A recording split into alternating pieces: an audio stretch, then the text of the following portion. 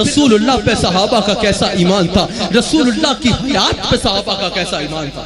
صحابہ سرکار کو بظاہری پردہ مبارک کے بعد زندہ مانتے تھے یا کہتے تھے نہیں جس طرح عام بشر مر جاتا ہے اس طرح نبی بھی دنیا سے چلے جاتے ہیں؟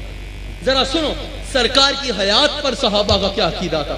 حضرت صدیق اکبر جب ان کا وقت آخر آیا نا، انہوں نے وصیت کی کہ جب میری روح جسم سے نکل جائے، جدا ہو جائے، تو میری لاش کو جو ہے نا، میری میت کو رسول اللہ کے دروازے کے باہر رکھ دینا، اور سرکار سے حکم ماننا کہ یا رسول اللہ کیا کرے، یا رسول اللہ کیا کرے۔ پتا چلا صدیق اکبر کا یہ عقیدہ تھا کہ رسول اللہ جیسے قبر انور کے باہر زندہ تھے ویسے ہی قبر انور کے اندر زندہ۔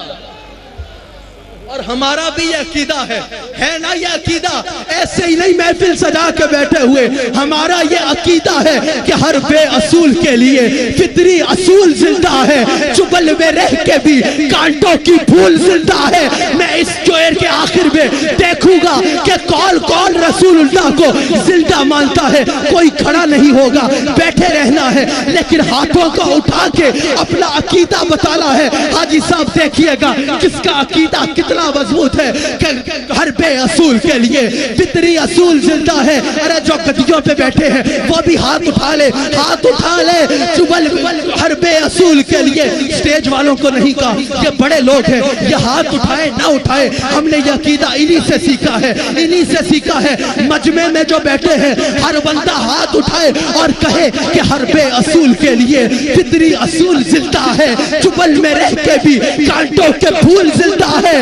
بتا رہا ہوں سجا کر حضور کی محفل، ابھی وہ لوگ ہیں جن کا رسول زندہ ہے۔ نعرہ تکبیر، نعرہ رسالت، نعرہ رسالت، قبلہ صاحب، قبلہ صاحب، قبلہ صاحب، قبلہ صاحب۔ چھٹو میں نو توجہ نہیں گئی، میرے نعرے کیوں لگا رہے ہو؟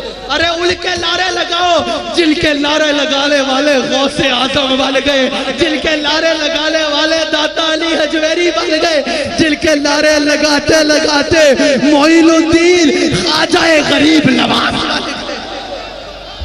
بتا رہا ہوں سجا کر حضور کی محفل، بتا رہا ہوں سجا کر حضور کی محفل، ہم ہی وہ لوگ ہیں جن کا رسول زندہ ہے۔ میرے سے کسی نے کہا کہ 12 ربیع الاول تو وفات کا دن ہے، وصال کا بھی وہی دن ہے اور میلاد کا بھی وہی دن ہے، تم 12 ربیع الاول کو میلاد کیوں بناتے ہو، وفات کیوں نہیں بناتے؟ میں نے کہا وفات وہ بنائے جس کا آقا چلا گیا ہو، ہمارے آقا تو زندہ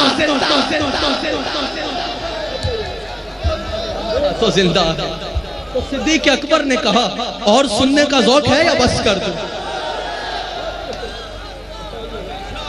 صدیق اکبر نے کہا کہ جب میں چلا جاؤں نا دنیا سے تو میری میت کو دروازے پہ رکھ دینا۔ یعنی صدیق اکبر کا یہ عقیدہ تھا کہ سرکار زندہ ہے۔ صحیح حدیث ہے، یہ صحیح حدیث ہے کہ میری جو ہے وہ میت سرکار کے دربار پہ رکھ دینا اور عرض کرنا کہ یا رسول اللہ کیا حکم ہے۔ اگر سرکار اجازت دے تو سرکار کے قدموں میں دفنا دینا، اور اگر اجازت نہ دے تو جنت البقیع میں دفنا دینا۔ صحابہ نے آپ کی وصیت کے مطابق آپ کی میت کو سرکار کے دروازے پہ رکھا۔ سرکار کے حجرہ مبارک کا دروازہ خود بخود کھل جاتا ہے اور سرکار کی قبر انور میں سے آواز آتی ہے کہ میرے غلام کو میرے قدموں کے حوالے کر دیا۔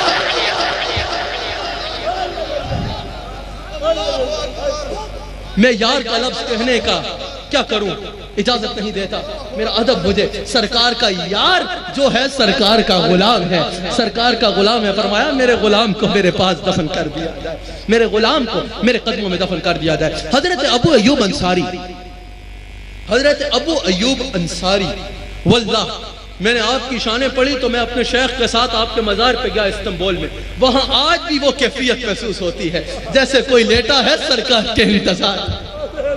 حضرت ابو ایوب انصاری ایک دفعہ ایک پریشانی میں تھے، رسول اللہ کی قبر انور پر سر رکھ کے روئے جا رہے تھے، فریادیں کر رہے تھے۔ مروان بن حکم آیا، مروان بن حکم اپنی عادت کے مطابق شرارتی ذہن لے کے آیا۔ مروان بن حکم نے حضرت ابو ایوب انصاری کو ہلایا، جھنجھوڑا، کہا یہ کیا کر رہا ہے، یعنی کیا بدعت کر رہا ہے، یہ کیا کر رہا ہے۔ حضرت ابو ایوب انصاری اٹھے، ہاتھ مروان سے کہا مروان بن حکم یہاں شرارت مت کر، بھاگ جا یہاں سے، میں کسی پتھر سے بات نہیں کر رہا، میں اپنے آقا سے عرض کر رہا ہوں، میرے آقا زندہ ہے، میری فریاد سن بھی رہے ہیں اور میری جھولی کو بھرے بھی۔ یہ عقیدہ ہے صحابہ کا۔ اب جو رسول اللہ کی قبر سے مانگنے سے روک رہا ہے وہ مروان بن حکم نے روکا تھا، اور جو رسول اللہ کی قبر سے بھیک مانگ رہا ہے وہ اہل حدیث کے مطابق صحابہ کے رستے پہ چل رہا ہے کہ ابو ایوب انصاری کہہ رہے ہیں کہ یہ پتھر نہیں ہے، رسول اللہ میری بات کو سن رہے ہیں، ابو بکر صدیق کہہ رہے ہیں، حضرت صدیق اکبر کہہ رہے ہیں کہ اے ابو بکر کی میت کو قبر رسول کے پاس رکھ دینا، سرکار خود جواب عطا فرمائیں گے۔